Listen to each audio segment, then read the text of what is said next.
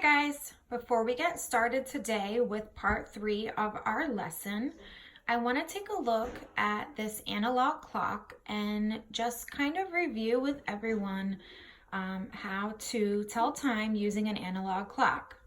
Before we get started, I want to take a look at the parts of our clock and just review some of those parts. This outer piece here, or the outside, and the cover of the clock is called the face. We have two hands, and the hands are these arrows. This short hand right here, the blue one, is called the hour hand. It's the shorter hand, and it tells the hour.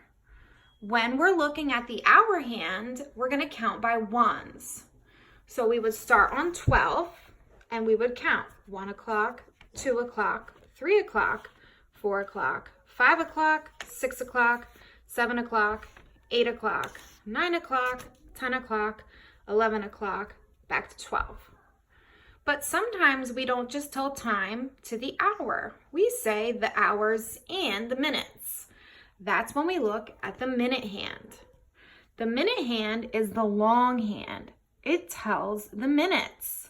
To tell the minutes, we can count by fives and then count by ones. So when we start at 12, if the minute hand is on the 1, it's 5 minutes after. So we would count 5 minutes after, 10 minutes after, 15 minutes after, 20, 25, 30, 35, 40, 45, 50, 55, back to 0. The next thing I want to talk about is how to tell time using the analog clock. So I have 2 steps for us, and the first thing we're going to do is we're going to look at the short hand. The short hand tells the hour. We're going to find the short hand and look at the number it has passed. So when we look at this short hand, we go up to the short hand and it's just past the 2. So we're going to stop at the 2, not the 3. We're just looking at the number it already passed. So since it passed the 2, we know it's 2 o'clock.